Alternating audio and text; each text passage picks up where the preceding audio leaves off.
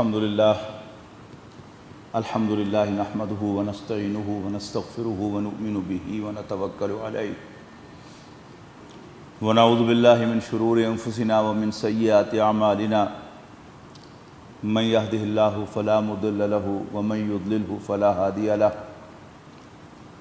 ونشهد ان لا الہ الا اللہ وحدہ لا شریک له ونشهد ان سیدنا محمدا عبدہ ورسولہ ارسلہ بالہدی ودین الحق لیظہرہ علی الدین کلہ وکفی باللہ شہیدا فصلی اللہ علیہ وسلم تسلیما کثیرا کثیرا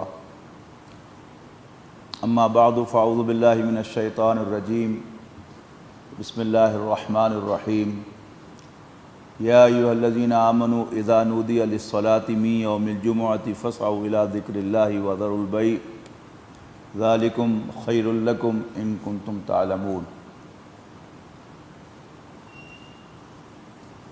محترم بزرگوں، دوستوں، عزیزوں اور بھائیوں،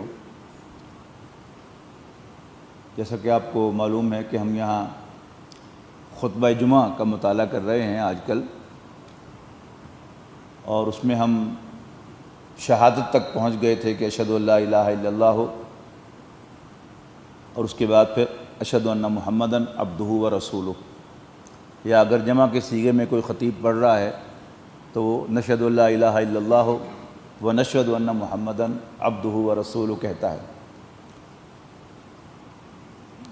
اس خطبے کی ابتدا اللہ تعالیٰ کی حمد و ثنا سے ہوتی ہے، اور جیسا کہ میں نے بتایا تھا کہ اگر کسی جگہ جمعے کے دن خطیب نہ پہنچ سکے تو بڑا آسان ہے کہ آپ 2 خطبے دیں، اللہ کی حمد و ثنا کریں اور نبی اکرم صلی اللہ علیہ وسلم پر درود بھیجیں، اور قرآن مجید کی جو بھی 2-3 آیات آپ کو یاد ہوں وہ آپ پڑھ دیں تو خطبہ آپ کا ٹیکنیکلی مکمل ہو جاتا ہے۔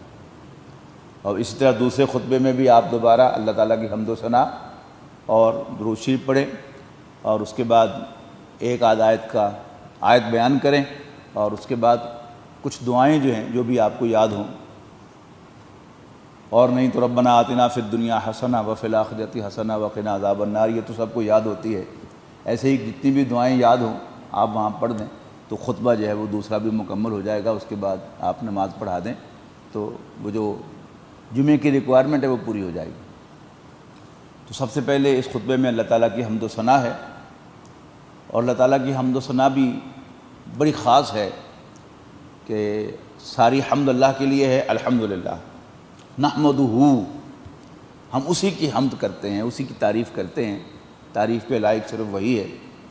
ونستعینہ، اور ہم اسی سے مدد مانگتے ہیں۔ ونستغفرہ، اور اسی سے بخشش طلب کرتے ہیں۔ ونؤمن بہ، ہم اسی پر ایمان اور یقین رکھتے ہیں۔ نبی اکرم صلی اللہ علیہ وسلم کی طرف سے یہ یاد دہانی اور یہ نصیحت، ایک ایک لفظ جو ہے اگر واقعتاً ہم وہ ہفتے کے بعد اپنی بیٹری چارج کر لیں کہ مدد اللہ سے مانگنی ہے اور بخشش اللہ سے مانگنی ہے، اس پر یقین رکھنا ہے، تو ہماری پورا ہفتہ جو ہے بڑے سکون کے ساتھ ہمارا گزر سکتا ہے۔ اس لیے کہ آج ہماری جو ٹینشنز ہیں، وریز ہیں، اور جو سٹریس الفاظ کئی ہم نے اس کے لیے استعمال کرنے شروع کر دیے ہیں، لیکن بات صرف ایک ہی ہے اس کے اندر، جب انسان کا اللہ تعالیٰ سے حجاب ہو جاتا ہے۔ یہ بھی حضرت باعزیز بستانوی رحمۃ اللہ علیہ کا یہ قول ہے کہ اغیب و ذو اللطائف لا یغیب، کہ میں غائب ہو جاتا ہوں، وہ جو لطیف ہستی ہے وہ کبھی غائب نہیں ہوتی۔ جب ہم کہتے ہیں اللہ تعالیٰ غیب میں ہے تو اللہ تعالیٰ تو موجود ہوتا ہے، ہم پردے میں چلے جاتے ہیں۔ تو جب انسان اللہ تعالیٰ سے محجوب ہو جاتا ہے تو پھر اس کے لیے قدم قدم پر سٹریس بھی ہے، ٹینشن بھی ہے، پریشانی بھی ہے، اس لیے کہ اسے یہ ساری کائنات حادثہ معلوم ہوتی ہے کہ یہ آپ سے آپ چل رہی ہے، کبھی ادھر الٹ گئی، کبھی ادھر الٹ گئی، کبھی اونٹ کس کروٹ بیٹھ گیا، کبھی اس کروٹ بیٹھ گیا۔ لیکن اگر انسان کی نظر اللہ تعالیٰ پر ہو کہ اللہ تعالیٰ اس کو پوری طرح کنٹرول کے ساتھ چلا رہا ہے، اور ایک تن کا ایک پتا بھی اللہ تعالیٰ کی اجازت کے بغیر جنبش نہیں کرتا، ایک کمپل بھی اللہ تعالیٰ کی اجازت کے بغیر نہیں پھوٹتی، میرا ایک سانس بھی اللہ تعالیٰ کی اجازت کے بغیر نہیں آتا، تو پھر انسان کی بہت سی پریشانیاں اور غم جو ہیں وہ دور ہو جاتے ہیں۔ اور پھر اس کے بعد پناہ تھی، وَنَعُوذُ بِاللَّهِ مِن شُرُورِ أَنفُسِنَا، کہ ہم اللہ تعالیٰ کی پناہ میں آتے ہیں اپنے نفسوں کی شرارتوں سے، وَمِن سَيِّئَاتِ أَعْمَالِنَا، اور اپنے اعمال کی برائیوں سے، وَنَشْهَدُ أَن لَا إِلَٰهَ إِلَّا اللَّهُ، اور ہم گواہی دیتے ہیں کہ اللہ تعالیٰ کے سوا کوئی الہ نہیں ہے۔ اور میں نے آپ کو قدر تفصیل کے ساتھ بتایا تھا کہ اللہ تعالیٰ کو الہ ماننے کے تقاضے کیا ہیں۔ وحدہ، وہ اکیلا ہے، لا شریک لہ، اس کا کوئی شریک نہیں ہے۔ لیکن اللہ تعالیٰ پر ایمان کے سلسلے میں یہ پہلا درجہ ہے اللہ تعالیٰ کو الہ واحد ماننا، اس لیے کہ اسلام میں انٹری جو ہے وہ اس کلمہ شہادت سے ہوتی ہے، جب ہم اس زبان کے ساتھ گواہی دیتے ہیں کہ اللہ کے سوا کوئی معبود نہیں ہے، اور یہ کہ حضرت محمد صلی اللہ علیہ وسلم اللہ تعالیٰ کے بندے ہیں، اس کے رسول ہیں، یا صرف اتنا بھی کہہ دیں کہ اللہ کے رسول ہیں، تو ہمارا اسلام میں داخلہ ہو جاتا ہے۔ لیکن اسلام میں مطلوب جو ہے، یعنی اگر آپ اس کو دوسرے لفظوں میں یوں کہہ لیں کہ دو سطحیں ہیں، پہلی سطح اسلام کی ہے اور دوسری سطح ایمان کی ہے، اور اس پر اتفاق ہے تمام اہل علم کا کہ اسلام جو ہے یہ بنیادی ہے اور ایمان جو ہے یہ ایک اعلیٰ تر درجہ ہے۔ تو ایمان کا، اسلام کا تقاضا اللہ تعالیٰ کو الہ واحد ماننا ہے، تو ایمان کا تقاضا جو ہے وہ اللہ تعالیٰ کو اپنا رب ماننا ہے۔ اس کے تقاضے جو تھے شہادت کے، یہ ماننا کہ اللہ کے سوا کوئی الہ نہیں ہے، میں نے آپ کو بتا دیا تھا کہ اس کا تقاضا کیا ہے کہ اللہ تعالیٰ کے سامنے صرف جھکا جائے، کسی اور کے سامنے یہ دل جو ہے یہ نہ جھکایا جائے، اور یعنی رکوع اور سجدہ اللہ تعالیٰ کے سوا کسی اور کے لیے نہیں ہے، اور کسی کے سامنے اس طرح کھڑا ہونا ہاتھ باندھ کر کہ انسان سمجھے کہ یہ میرے نفع اور نقصان کا مالک ہے، یہ بھی اللہ تعالیٰ کے سوا کسی اور کے سامنے نہیں ہونا چاہیے۔ اور غیب میں دعا مانگنا یا مدد مانگنا، یہ بھی اللہ تعالیٰ کے سوا کسی اور کے لیے نہیں ہو سکتی، جس کے لیے میں نے آخری بات آپ سے کہی تھی کہ ایک طرف ہمارا ایمان ہے کہ حضرت جبرائیل علیہ السلام اور ان کے ماتحت فرشتے روحوں کو قبض کرتے ہیں موت کے وقت، لیکن ہمیں حضرت جبرائیل علیہ السلام کو پکارنے کی اجازت نہیں ہے۔ اسی طرح ہمارا ایمان ہے کہ رزق کی تقسیم پر حضرت میکائیل علیہ السلام اور ان کے ماتحت فرشتے مامور ہیں، ہواؤں کو چلانا اور بارشوں کا برسانا اور پودوں کا اگانا، یہ اللہ تعالیٰ کے احکام کی تنفیذ جو ہے یہ حضرت میکائیل اور ان کے ماتحت فرشتوں کے ذمہ ہے۔ لیکن ہمیں حضرت میکائیل علیہ السلام کو پکارنے کی اجازت نہیں ہے کہ میکائیل بارش برسا دو، میکائیل ذرا ہوا چلا دو، میکائیل بارش بہت زیادہ ہو گئی اس کو تھما دو۔ ان سب کاموں کے لیے صرف اللہ تعالیٰ کو پکارا جا سکتا ہے۔ لیکن جب ہم اللہ تعالیٰ کو اپنا رب مانتے ہیں، مالک مانتے ہیں، تو پھر ہماری پوری زندگی اس کے ماتحت آ جاتی ہے، اور اسی پر بھروسہ کرنا، اسی پر ایمان رکھنا، اسی سے ڈرنا، اسی پر ٹرسٹ کرنا، پھر یہ سارے جو ہیں یہ تقاضے اس کے، یہاں تک کہ اس سے پناہ مانگنا، اس سے پروٹیکشن طلب کرنا، یہ اس کے تقاضے ہیں جس پر یہاں پہلے گفتگو ہو چکی ہے بہت تفصیل کے ساتھ کئی مرتبہ، کہ اللہ تعالیٰ ہمارا رب ہے۔ یہ ایسا خوبصورت ایکسپریشن ہے انسان کا کہ اگر آپ تنہائی میں بیٹھ کر اللہ تعالیٰ کو صرف یوں یاد کریں کہ اللہ تو میرا رب ہے، میں تیرا بندہ ہوں۔ عربی میں کہیں ربی انی عبدک، اے میرے رب میں تیرا ہی بندہ ہوں، ربی انی عبدک، ربا میں تیرا ہی بندہ ہوں۔ تو آپ کو اتنا لطف آئے گا کہ آپ صبح سے لے کر شام تک بھی اگر یہ دہراتے رہیں تو آپ کو سرور ہی سرور ملے گا، اپنا انٹروڈکشن ملے گا، میں کون ہوں، میں آزاد نہیں ہوں، میں اللہ تعالیٰ کا غلام ہوں، اور وہ چیز کہ جو اللہ تعالیٰ کے سوا کسی اور کے لیے اختیار کی جائے تو اس سے زیادہ تذلیل کی شے اور کوئی نہیں، کہ انسان اپنے جیسے کہ کسی انسان کا غلام بن جائے۔ لیکن اگر یہی ایکسپریشن اللہ تعالیٰ کے لیے کیا جائے کہ اللہ میں تیرا بندہ ہوں، تیرا غلام ہوں، تو انسان اپنے اندر بڑی طاقت محسوس کرے گا اور اس زمین پر وہ بڑی وقار کے ساتھ اور شان کے ساتھ چلے گا کہ میں رب العالمین کا بندہ ہوں۔ پھر نہ وہ کسی سے ڈرے گا، نہ وہ کسی کے سامنے جھکے گا، نہ وہ کسی کے سامنے دست سوال دراز کرے گا، اور نہ ہی اس کے سوا کسی اور سے پروٹیکشن طلب کرے گا۔ اور اس کی وہ آخری انتہا حضرت ابراہیم علیہ السلام کہ جب انہیں آگ میں پھینکا جا رہا تھا تو آن وے ٹو فائر حضرت جبرائیل علیہ السلام حاضر ہوئے اور عرض کی کہ میں آپ کی کچھ مدد کروں؟ تو حضرت ابراہیم علیہ السلام نے پوچھا کہ میرے رب کو تو خبر ہے نا میری؟ تو انہوں نے کہا شور، میں نے کہا پھر تم اپنا کام کرو جا کے، میرا رب میرے لیے کافی ہے۔ الیس اللہ بکاف عبدہ، کیا اللہ تعالیٰ اپنے بندے کے لیے خود کافی نہیں ہے؟ اب ہم آگے چلتے ہیں۔ پہلی گواہی کیا ہے؟ اشہد ان لا الہ الا اللہ وحدہ لا شریک لہ، کہ ہم گواہی دیتے ہیں یا میں گواہی دیتا ہوں کہ اللہ تعالیٰ کے سوا کوئی الہ نہیں ہے، وہ اکیلا ہے، اس کا کوئی شریک نہیں ہے۔ وَنَشْهَدُ أَنَّ مُحَمَّدًا، اور ہم گواہی دیتے ہیں کہ حضرت محمد صلی اللہ علیہ وسلم عبدہ و رسولہ، اللہ تعالیٰ کے بندے، اللہ تعالیٰ کے غلام اور اس کے رسول ہیں۔ نبی اکرم صلی اللہ علیہ وسلم جو ہمارے امام بھی ہیں، پیشوا بھی ہیں، ان کا تعارف کسی نہ کسی درجے میں ہر مسلمان کو حاصل ہے۔ ایک مرتبہ پروفیسر سید ابو بکر غزنوی مرحوم، یہ جنید غزنوی کے والد گرامی، وہ جب وائس چانسلر تھے اسلامک یونیورسٹی بہاولپور کے، تو انہیں قائد اعظم میڈیکل کالج بہاولپور میں انوائٹ کیا گیا سیرت النبی پر خطاب کرنے کے لیے۔ تو انہوں نے اپنے خطاب کا آغاز یوں فرمایا کہ جب بھی مجھے کہیں خطاب کا موقع ملا ہے تو میں نے یہ محسوس کیا ہے کہ میں نے اس موضوع کا حق ادا کیا ہے، سوائے سیرت النبی کے، کہ سیرت النبی کے اتنے پہلو ہیں کہ میں صرف یہی سوچتا رہ جاتا ہوں کہ میں مختصر وقت میں نبی اکرم صلی اللہ علیہ وسلم کی سیرت کا کون سا پہلو بیان کروں۔ تو نبی اکرم صلی اللہ علیہ وسلم کے بھی کئی تعارف ہیں۔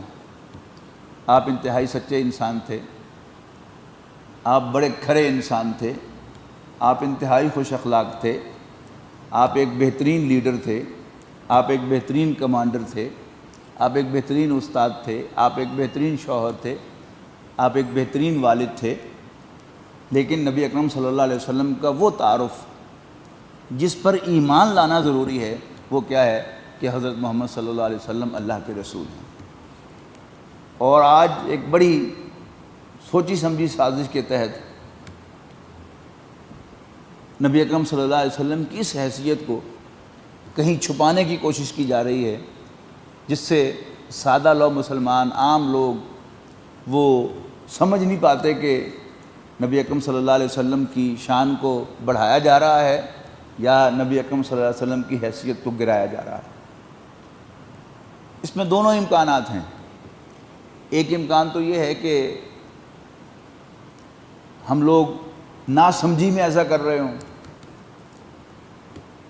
اور دوسرا امکان یہ ہے کہ کچھ لوگ باقاعدہ سوچی سمجھی سازش کے ساتھ ایسا کر رہے ہوں۔ اور ظاہر بات ہے کہ کوئی بھی مسلمان کہ جو نبی اکرم صلی اللہ علیہ وسلم کو اللہ کا پیغمبر، اللہ کا رسول مانتا ہے، وہ جان بوجھ کر نبی اکرم صلی اللہ علیہ وسلم کی اس حیثیت کو نہیں گرائے گا۔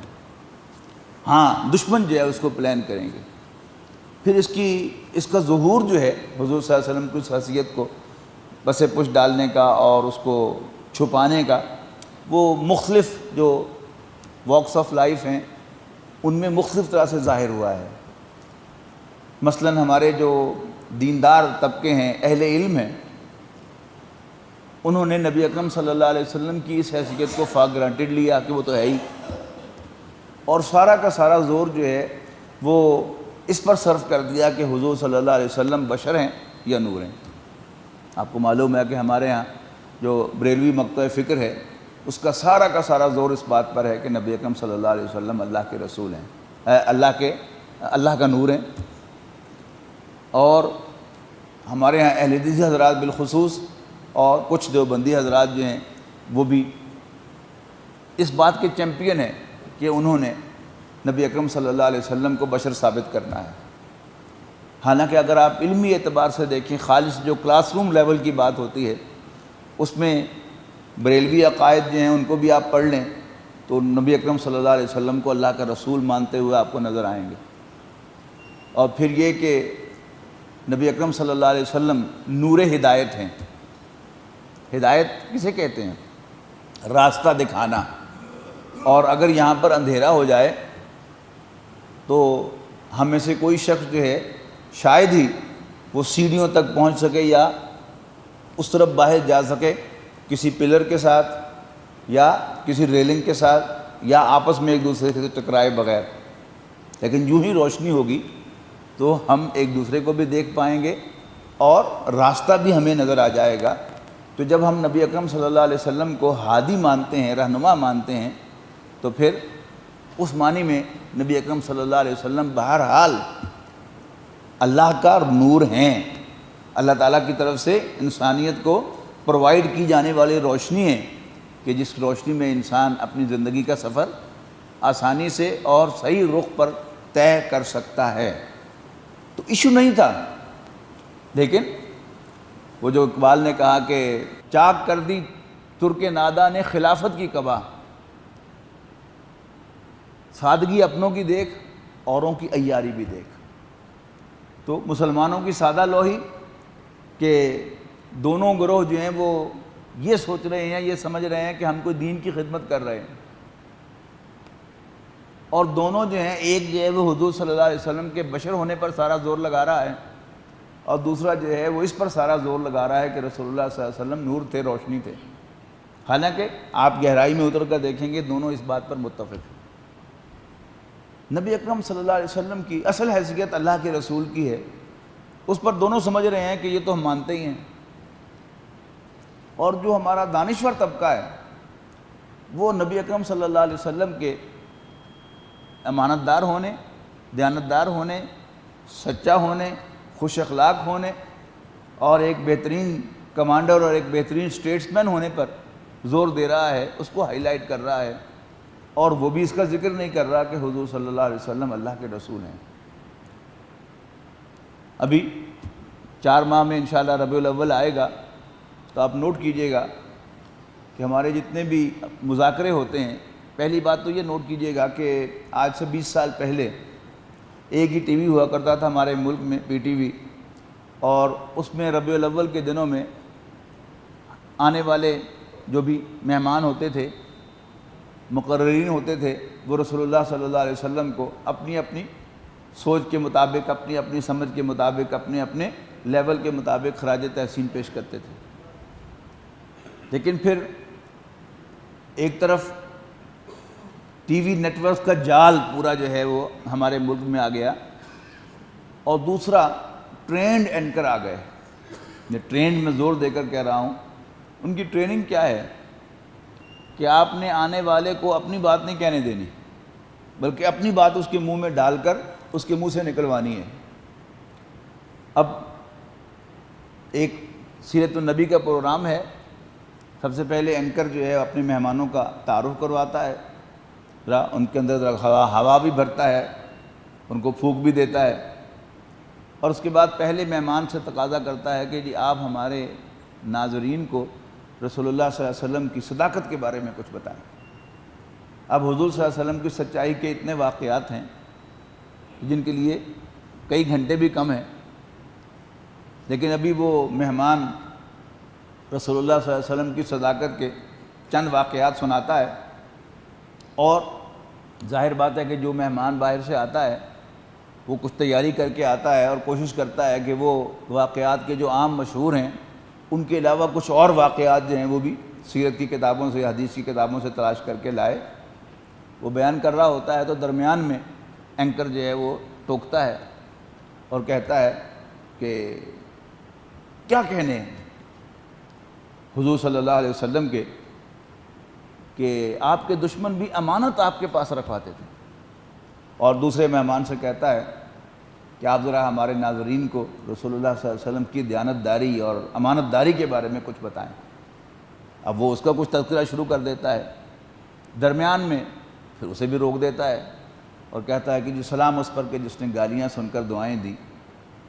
اور تیسرے مہمان سے تقاضا کرتا ہے کہ آپ نبی اکرم صلی اللہ علیہ وسلم کے اخلاق حمیدہ کے بارے میں کچھ بتائیں، اور ساتھ ہی کوٹ بھی کرتا ہے کہ وہ بڑھیا کے جو آپ پر کوڑا پھینکا کرتی تھی، نبی اکرم صلی اللہ علیہ وسلم اس کی تیمارداری کے لیے بھی گئے تھے، تشریف لے گئے تھے.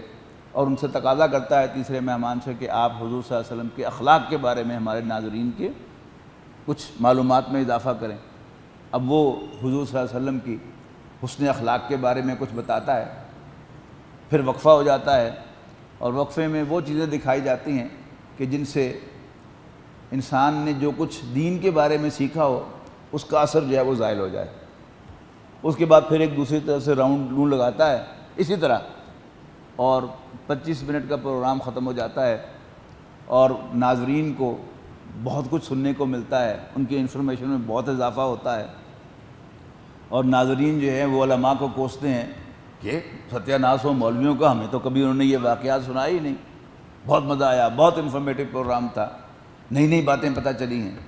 لیکن انہیں پتہ ہی نہیں چلا کہ ہوا کیا ہے، کہ رسول اللہ صلی اللہ علیہ وسلم ایک انتہائی سچے انسان، ایک انتہائی کھرے دیانتدار انسان اور ایک انتہائی خوش اخلاق انسان کی حیثیت سے سامنے آئے، لیکن رسول اللہ صلی اللہ علیہ وسلم کی اصل حیثیت جس پر ہم ایمان رکھتے ہیں اس کا تذکرہ ہی نہیں ہوا. اور یہ کوئی چھوٹی بات نہیں ہے، ذرا غور کیجئے گا کہ یہ کتنے گہرے اثرات اپنے اندر رکھتا ہے. جہاں تک انسان ہونے کا تعلق ہے، انسان ہم بھی ہیں. جہاں تک سچائی کا تعلق ہے ہمیں بھی سچ بولنا چاہیے، دیانتداری کا تعلق ہے تو ہمیں بھی کھرا ہونا چاہیے، کسی کو دھوکہ نہیں دینا چاہیے، اور ہمیں بھی خوش اخلاق ہونا چاہیے. نبی اکرم صلی اللہ علیہ وسلم کو ہم پر اصل ایج جو ہے وہ سچائی، دیانتداری، شرافت اور خوش اخلاق ہونے کی وجہ سے نہیں ہے. آپ کی اصل ایج کیا ہے؟ کہ آپ اللہ کے رسول ہیں. اور پھر یہ بڑی گہری گیم ہے کہ ایک طرف رسول اللہ صلی اللہ علیہ وسلم کو ان کے اصل مقام رسالت سے گرا کر جو ہے وہ ایک عام انسان کی سطح پر لایا جاتا ہے، اور ان کی یہ حیثیت نمایاں کی جاتی ہے کہ آپ سچے دیانتدار اور خوش اخلاق انسان تھے. اس کے ساتھ پیرالل جو غیر مسلم ہیں ان کی شرافت، ان کی دیانت، ان کی انسان دوستی، ان کی خدمت، اس کو جس طرح پورٹرے کیا جاتا ہے، اور تیسری طرف مسلمانوں کو خائن اور بددیانت اور بد اخلاق اور ظالم جو ہے وہ دکھایا جاتا ہے. یہ ایک بڑی گہری سازش ہے کہ جو نبی اکرم صلی اللہ علیہ وسلم اور اسلام کے خلاف ہو رہی ہے. لیکن آج کا جو میرا اصل موضوع ہے وہ کیا ہے کہ دین کا بنیادی تقاضا اس دائرہ اسلام میں داخل ہونے کے لیے رسول اللہ صلی اللہ علیہ وسلم کو اللہ کا رسول ماننا ضروری ہے. اور جب ہم نبی اکرم صلی اللہ علیہ وسلم کو اللہ تعالیٰ کا رسول مانتے ہیں تو پھر ہم میں سے کوئی ان جیسا نہیں ہے. وہ ان کی منفرد حیثیت ہے، یعنی انسان ہونے کے اعتبار سے ہم سب برابر ہیں. لیکن جب ہم نبی اکرم صلی اللہ علیہ وسلم کو اللہ کا رسول مانیں گے تو انسان ہونے کے باوجود وہ ہمیں آسمان پر بیٹھے ہوئے نظر آئیں گے اور ہم زمین پر کھڑے ہوئے ہوں گے ان کے سامنے. جبکہ سچائی میں، دیانتداری میں، خوش اخلاقی میں نبی اکرم صلی اللہ علیہ وسلم کی، ٹھیک ہے وہ سب آپ کی صفات ہیں، لیکن آپ کی منفرد حیثیت جو ہے وہ وہی ہے کہ نبی اکرم صلی اللہ علیہ وسلم اللہ کے رسول ہیں. اور یہ چیز جو ہے صرف رسول اللہ صلی اللہ علیہ وسلم کے معاملے میں نہیں ہے. یعنی ٹی وی کے ڈرامے اور اخبارات کے فیچرز وہ بڑے غیر محسوس طریقوں سے، بہت سے پہلوؤں سے ہمیں جو ہیں وہ اس پہلو سے دور کرتے ہیں. دیکھیے اس کی میں مثال دیتا ہوں کہ اس میں کیا شک ہے کہ باپ اور بیٹا دونوں انسان ہوتے ہیں. لیکن اگر بیٹے کے سامنے باپ کا انسان ہونا بار بار ہائی لائٹ کیا جائے گا تو بیٹا کبھی باپ کی عزت نہیں کرے گا. یعنی ہر دور میں باپ اور بیٹے میں ایک جنریشن گیپ ہوتا ہے. یعنی جتنی بھی جلدی باپ کی شادی ہوئی ہو کم سے کم 18-20 سال کا فرق تو باپ بیٹے کے درمیان ضرور ہوتا ہے, اور یہ ایک بہت بڑا گیپ ہے. زمانہ بہت آگے جا چکا ہوتا ہے. بیٹے کی معلومات ہمیشہ باپ سے زیادہ ہوتی ہیں. وہ ایک نئے دور کا ایک جدید جو تقاضے ہیں ان کے اندر پیدا ہوتا ہے, انہی کے اندر پروان چڑھتا ہے, ان کو سمجھتا ہے اور ان کو استعمال کرتا ہے. باپ میں جو اصل ایج ہوتی ہے علم کے اعتبار سے وہ تجربے کی ہوتی ہے, اور تجربہ وہ شے ہے کہ وہ کبھی کسی دوسرے طریقے سے حاصل نہیں کیا جا سکتا. وہ ایک کنسلٹنٹ آئے تھے جب میں پڑھتا تھا BDS میں, تو وہ کلینک میں ایک چیز تھی وہ مجھ سے نہیں ہو رہی تھی, تو میں نے ان سے کہا کہ جی اس کو کیسے کرنا ہے. اس نے مجھ سے انسٹرومنٹ پکڑا اور یوں کر کے کہا اور مجھے دکھا کے کہنے لگے, gentlemen experience is some thing that you can gain by no other means. تو تجربے کے تو کوئی بدل نہیں ہوتا, لیکن اصل فرق باپ اور بیٹے میں کیا ہے؟ باپ باپ ہے, بیٹا بیٹا ہے. انسان ہونے کے اعتبار سے برابر ہیں لیکن رشتے میں برابر نہیں ہیں. بیٹا جتنا مرضی قابل ہو جائے, 2 PhD کر لے, کوئی بہت بڑی ایجاد کر لے, وہ ملک کا صدر بن جائے, وزیر اعظم بن جائے, وہ پھر بھی بیٹا رہتا ہے باپ کے سامنے, اور باپ باپ ہوتا ہے. میں کر رہا تھا کہ ایک جنریشن گیپ ہوتا ہے, اور کس طرح یہ چیزیں جو ہیں وہ انسان کے اندر جاتی ہیں اور نکالی کیسے جاتی ہیں. جب ہم جوان تھے تو ہر بیٹے کو, جوان بیٹے کو کچھ نہ کچھ کنسرنز ہوتے ہیں اپنے والد کے بارے میں. وہ کچھ اور سوچ رکھتا ہے, کچھ اور رجحانات رکھتا ہے, اور باپ جو ہے, سمجھدار باپ جو ہے, وہ ان رجحانات کو کنٹرول کرتا ہے.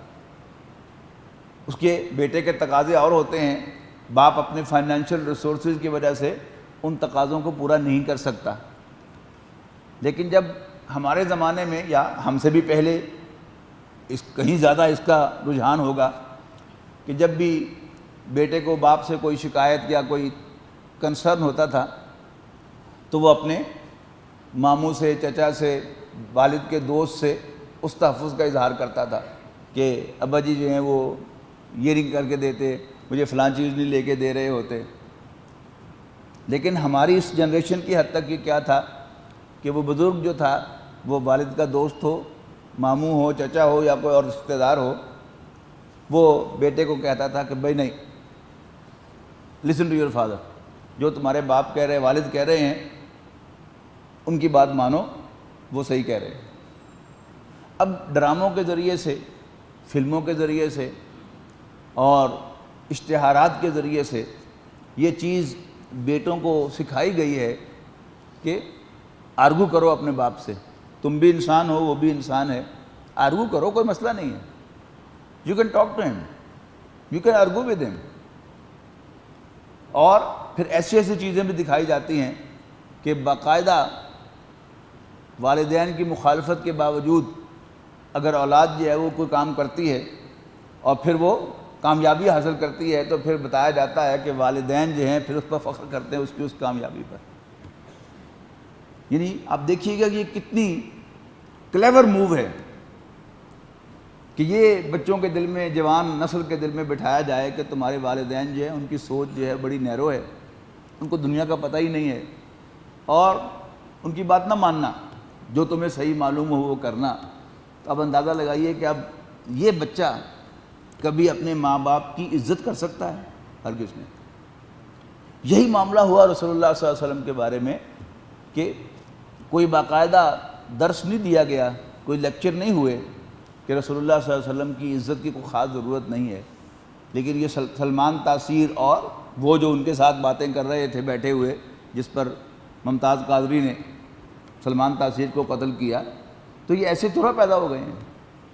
باقاعدہ نبی اکرم صلی اللہ علیہ وسلم کی محبت مسلمانوں کے دلوں سے نکالنے کی ایک منظم کوشش کی گئی. اور اللہ تعالیٰ نے جن لوگوں کو دماغ دیا ہوا ہوتا ہے وہ جو فورس ہی کرنے والے لوگ ہوتے ہیں، ویژنریز، ان میں ایک بہت بڑا نام علامہ اقبال کا ہے.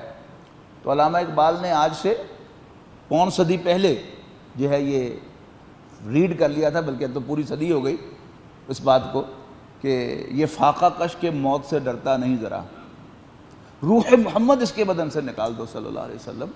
کہ جب تک مسلمان جو ہے یہ رسول اللہ صلی اللہ علیہ وسلم سے محبت کرتا رہے گا، اس وقت تک ہم اس پر اوور پار نہیں کر سکتے، ہم اس کو قابو نہیں کر سکتے.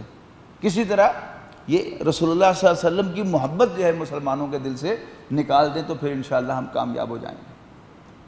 اور اس کی کوشش جو ہے وہ کئی اینگل سے جاری ہے. یہ تو ایک اینگل میں نے آپ کو بتایا ہے، کئی اینگل سے جاری ہے. قوانین پاس کیے گئے ہیں کہ 12 گھنٹے 9 گھنٹے کسی بھی ایئرپورٹ پر کسی شخص سے انٹیروگیشن ہو سکتی ہے. اب وہ کون سی انٹیروگیشن ہے کہ جس کے لیے 9 گھنٹے 11 گھنٹے درکار ہیں؟ مقصد کیا ہے کہ کوئی شخص جو ہے یہاں پاکستان سے چلے اور 20 گھنٹے کا سفر کر کے 18 گھنٹے کا سفر کر کے وہ امریکہ پہنچے، اور یہ گھنٹے صرف 18 گھنٹے کا سفر تو ہوتا ہے جو ہوائی جہاز کے اوپر آپ نے سفر طے کیا ہے. آپ کی ایک رات پہلے ضائع ہو گئی یہاں پر کہ صبح 4 بجے آپ کی فلائٹ تھی، 12 بجے آپ کو ایئرپورٹ پہنچنا تھا، تو فلائٹ میں کے ٹیک آف کرنے سے پہلے آپ کو 4 گھنٹے ایئرپورٹ پر پہنچنا تھا، اور آپ نے 12 بجے ایئرپورٹ پر پہنچنا ہے تو پھر سو تو نہیں سکتے آپ اس سے پہلے. عزیز و اقارب سے ملاقات ہوگی، دوستوں سے ملاقات ہوگی، اور پھر ایک طویل سفر. اور وہ سفر بھی بڑا عجیب ہے کہ سورج کے ساتھ ساتھ آپ چل رہے ہوتے ہیں. سفر ہوتا ہے 18 گھنٹے کا، لیکن گھڑی کے اعتبار سے صرف 5-6 گھنٹے کا فرق ہوتا ہے جس میں آپ امریکہ پہنچ جاتے ہیں. تو ایک عجیب انسان کی تھکاوٹ ہوتی ہے کہ رات ابھی نہیں ہوئی لیکن آپ بہت زیادہ تھکاوٹ سے چور ہوئے ہیں، اور آپ سے وہاں انٹروگیشن شروع کر دی جائے 9 گھنٹے. آپ کا ذہن پہلے ہی بالکل گھوما ہوا ہے، اور آپ سے انٹروگیشن کے سوالات کیے جائیں الٹے سیدھے. اس میں امکان ہے کہ آپ کوئی ایسی بات زبان پر لے آئیں گے جس سے آپ کا ایمان چلا جائے گا.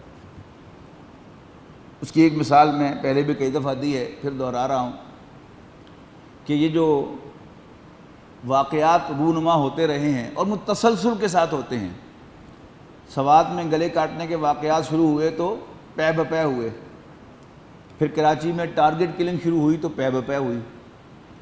اب چونکہ ہم نے باقی سب کچھ پڑھا اور نیٹ پر بیٹھ کر ہماری انفارمیشن جو ہے وہ آسمان تک پہنچ گئی، لیکن ایک کام جو ہم نے نہیں کیا، ہم نے سیرت النبی کا مطالعہ نہیں کیا. نتیجہ کیا ہے ہمیں پتہ ہی نہیں. اب گلے کاٹنے کے واقعات کے بارے میں آپ سے پوچھا جائے گا، جو پاکستان کے اندر تحریکیں ہیں ان کے بارے میں آپ سے پوچھا جائے گا، آپ سب کا انکار کر دیں. لیکن جب گلے کاٹنے کے بارے میں آپ سے پوچھا جائے گا تو آپ جو ہیں، جو بھی آپ نے ٹی وی پر سنا ہے، جو بھی اخبارات میں پڑھا ہے، آپ کی ذہن سازی ہوئی ہے، مائنڈ سیٹ جو ہے وہ آپ کا چینج کیا جا چکا ہے، تو آپ اس کو کنڈیم کریں گے اور بڑے سخت الفاظ استعمال کریں گے کہ یہ درندگی ہے اور سفاکی ہے، it has nothing to do with Islam, یہ غیر انسانی حرکت ہے. آپ سے وہ بات کہلوا کر پھر آپ سے پوچھیں گے وہ جو 1400 سال پہلے مدینے میں مسیکر ہوا تھا، جو قتل عام ہوا تھا، اس کے بارے میں آپ کی کیا رائے ہے؟ اور وہ کیا تھا؟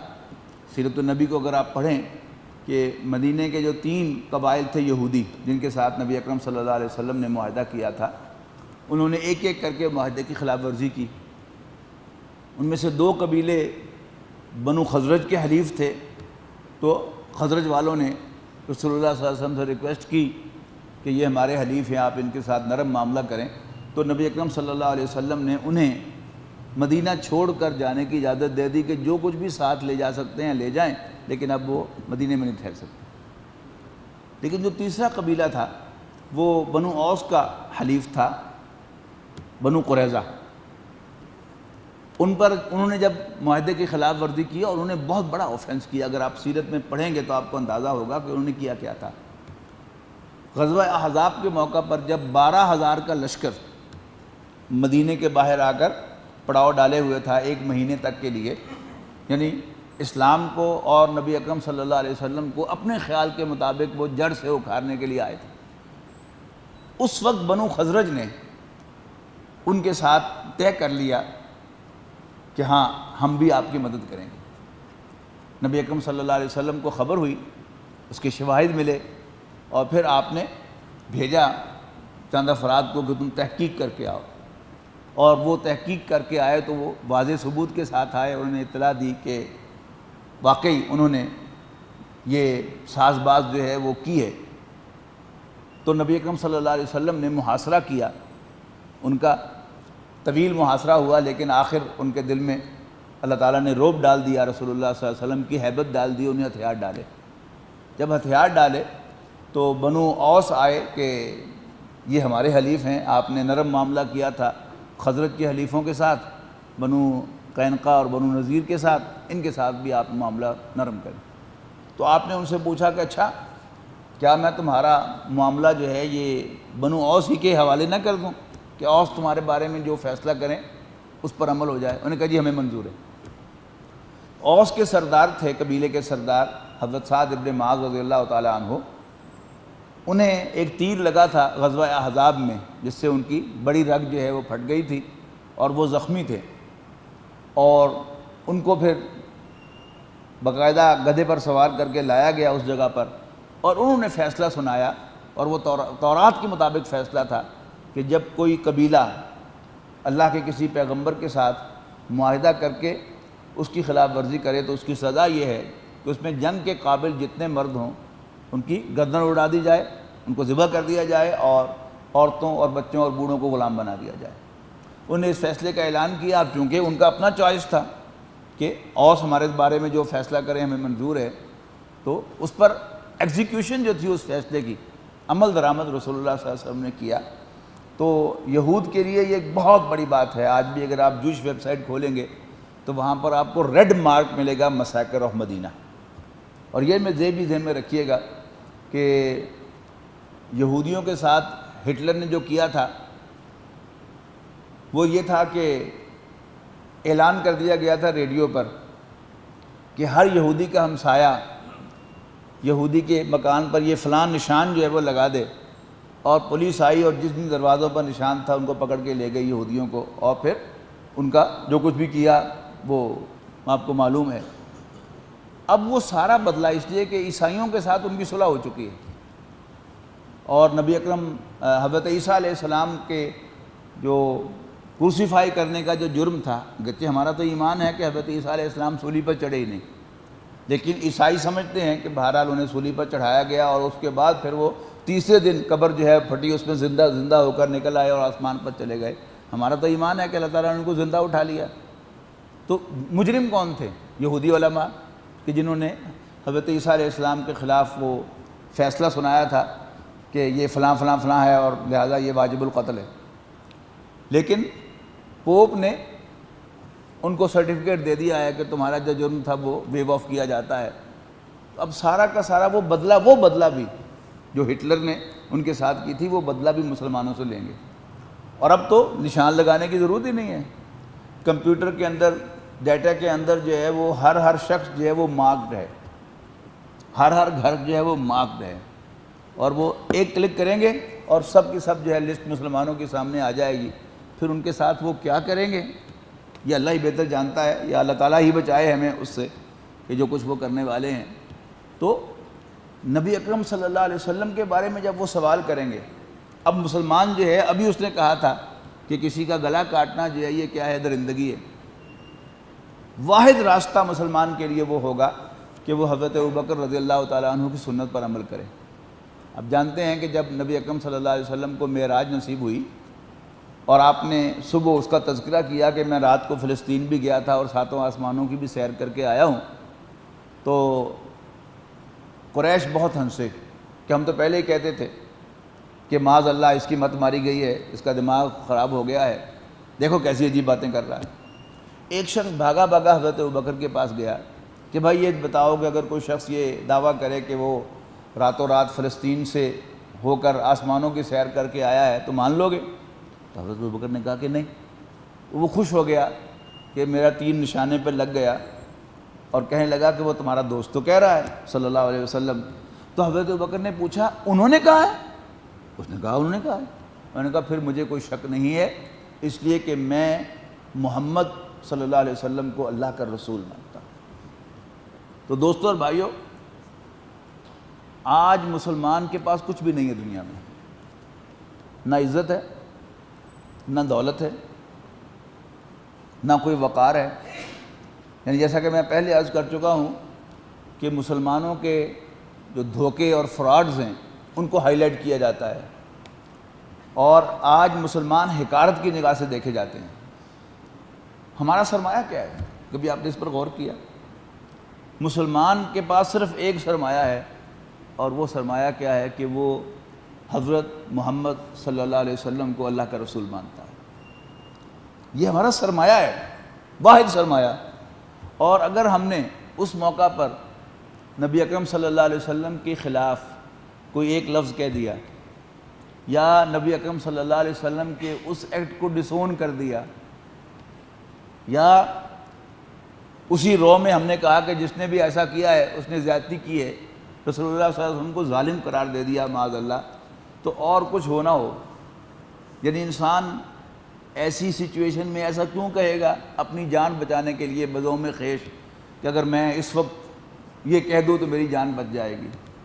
شاید جان بچ جائے، اول تو وہ بھی بچنے کا امکان نہیں ہے، لیکن نقصان کیا ہوا؟ ایمان تو فوری طور پر چلا گیا۔ تو ہمارا سب سے بڑا سرمایہ ایمان ہے۔ میاں والی میں والد صاحب کی سروس کے دوران کوئی 1.5 سال میں رہا ہوں، تو وہاں ایک بزرگ جو تھے وہ تانگے پر بیٹھ کر لاؤڈ اسپیکر لگا کر وہ بعض و نصیحت کیا کرتے تھے شہر میں گھومتے پھرتے ہوئے۔ تو ایک شعر وہ کہا کرتے تھے کہ جس کام کے لیے آئے ہیں وہ کام نہ جائے، وہ کام نہ بگڑے، سر جائے تو جائے مگر ایمان نہ بگڑے۔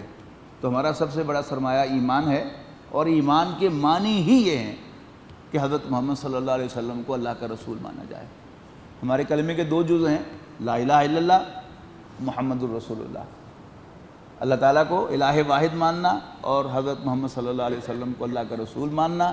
لیکن اس کو فردر آپ یعنی مختصر کرنا چاہیں تو وہ محمد الرسول اللہ ہے صلی اللہ علیہ وسلم، اس لیے کہ جب ہم نبی اکرم صلی اللہ علیہ وسلم کو، حضرت محمد مصطفیٰ صلی اللہ علیہ وسلم کو اللہ کا رسول مان لیتے ہیں تو توحید اپنے آپ اندر آ جاتی ہے، اس لیے کہ آپ کی لائی ہوئی تعلیمات میں سر فہرست کیا ہے؟ توحید ہے۔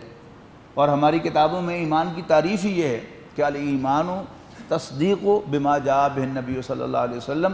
ایمان نام ہے ہر اس بات کو سچا تسلیم کرنے کا جو نبی اکرم صلی اللہ علیہ وسلم لے کے آئے تھے اللہ کا رسول ہونے کی حیثیت سے۔ تو اللہ کے رسول کو اللہ کا رسول ماننا، اور حالات میں تبدیلی کیسے آتی ہے؟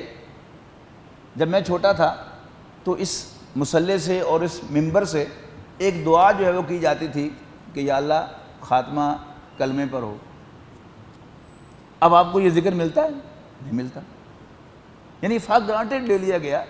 اثر نو ہمیں اس پر پورے شعور کے ساتھ جازم ہونا چاہیے کہ یا اللہ ہماری موت اسی کلمے پر ہو۔ کہیں ایسا نہ ہو کہ ہم حالات میں گھر کر پریشان ہو کر اس کلمے سے پھر جائیں۔